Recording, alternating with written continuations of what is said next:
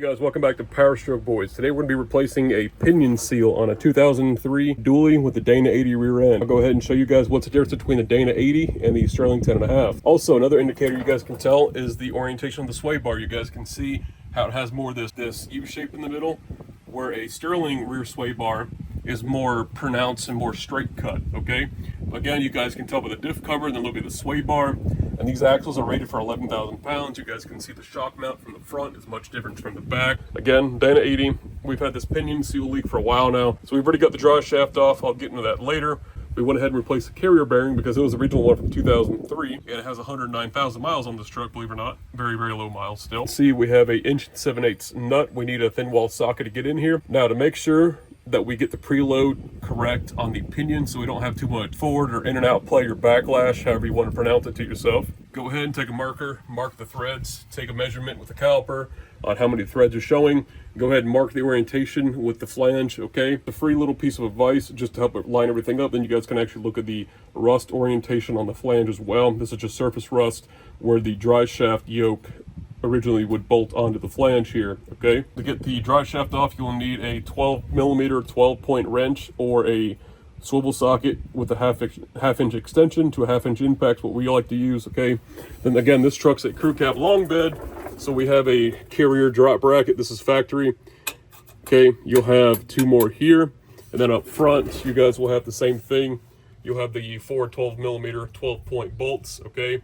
And then this truck's obviously full of drive, so we have the e-brake on. The truck's in 4 high, you can put it in 4 low. The front drive shaft will hold the weight of the truck with the e-brake on. We even have it on some ramps, and then the back wheels are chocked, so we have all the safety precautionary systems in motion. You guys never knew the difference between a Dana 80 and a Sterling 10.5. So traditionally, a crew cab long bed single rear wheel F350 that has a Sterling will be a single rear wheel, obviously number one, but then number two, a couple key differences to tell between the Dana 80 and the Sterling 10.5.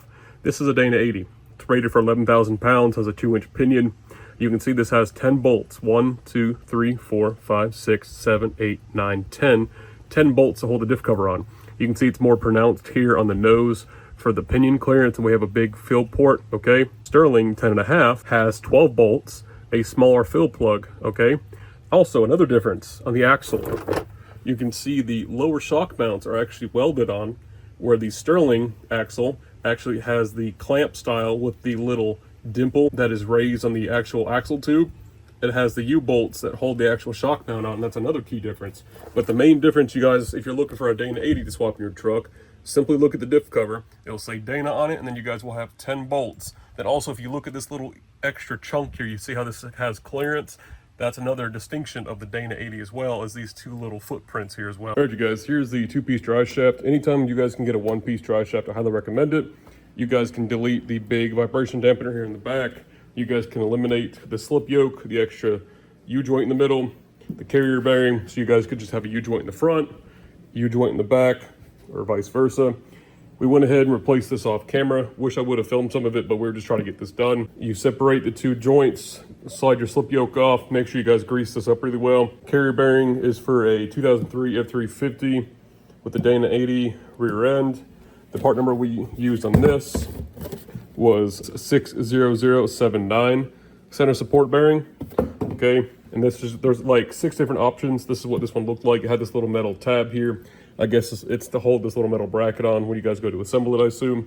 But if you guys are wondering, that's what ours looks like. Really wasn't hard. We used my hydraulic press, the same thing I used to build my transmission, to push bushings in and things like that. Take the old bearing and press it off. Had the drive shaft in it like this. The spines were upward. Took 2 pieces of metal, wedged it up underneath. Obviously, we took the cap off, cut the rubber off, and got up underneath the actual bearing or the race. And then we just pressed it down and it shot the bearing up. So really simple to do that, or you guys can cut it off with a grinder. That works too, but it literally took us about a minute. All right, you guys, after marking your nut, again, take a measurement of the depth of the threads hanging out that are exposed, or just mark it. You'll need a socket. This is a 12-point, this is 1 7/8. This was like 25 bucks from Tractor Supply. Northern Tool carries them as well. And you need an 1 7/8 thin wall, mind you, because again, this is a flange, or they call this a hydrodynamic style thin socket, and we have plenty of room there. So if you guys have a 3/4 inch drive impact, great. If not, just get yourself a 3/4 inch 2 1/2-inch drive adapter, and we're gonna go ahead and burp that off. All right, you guys, took a depth measurement of the threads to the front of the nut. We got 7.72 millimeters. I'm gonna go ahead and just, there we go. All right, you guys, you will need some type of puller. This is in a slide hammer kit that I got off Amazon. It was like 60 bucks. You can rent these locally. Or you can even use a 2-jaw, a 3-jaw, knurl in the middle. That's to actually center our dimple on this puller, okay? So I'm gonna go ahead and just use 2 of the drive shaft bolts to thread it in, all right? Probably can't do this one-handed, but we'll put a bolt there, a bolt in the top, we'll tighten it, and then we'll tighten this 19, yeah, we'll tighten the 19 against the knurling in the center of the pinion, and it'll pull this flange off. All right, you guys, so this tool, I had to take my Dremel with a reaming bit and just ream out the inner edge here on both sides. It's just slightly narrow. Once you do that a little bit, it's fine. And we went ahead and snug this down. You guys can see it fits inside the center of the pinion perfectly. I'm gonna try to do this one-handed. I'm gonna bump my impact down to number 2.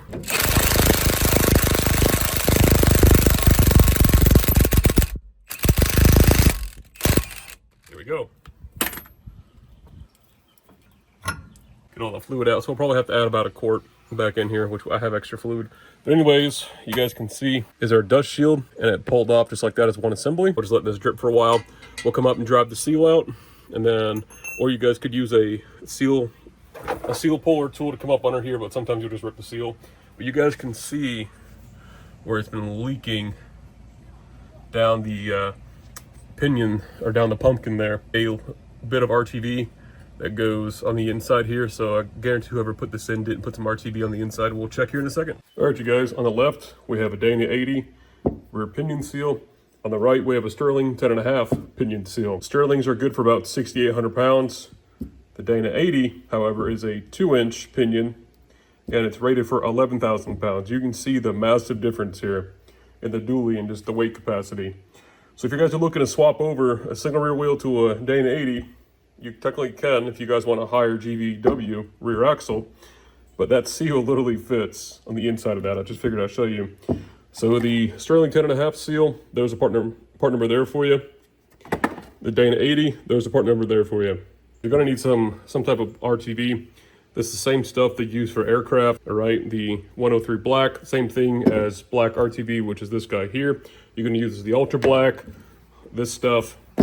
You need to put a dab all the way around the flange or the lip of the seal, okay?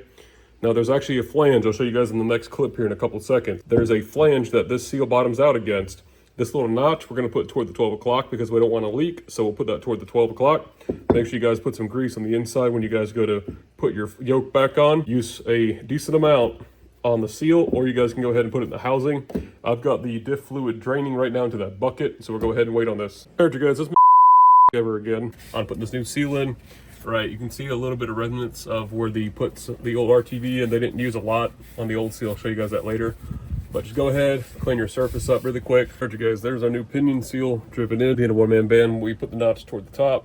Doesn't really matter, probably just a manufacturing process there. Use copious amounts of that black RTV adhesive. All right, you guys, you can see our blue line is marked out with our blue line there. Had to adjust it about 2 times, use some white lithium grease to push our yoke back on our pinion. Okay, you can see our new seal back there. All right, we're gonna go ahead and just push this all the way in by hand, and then we'll put some anti-seize on the threads, which we already did.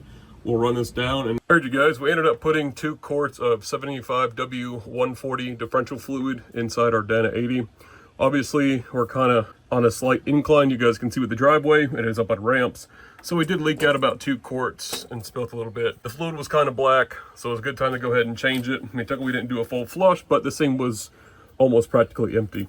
So that's how you guys change your pinion seal on a Dana 80. Thank you guys for watching. Remember to leave a like, comment, subscribe. We'll see you guys in the next video.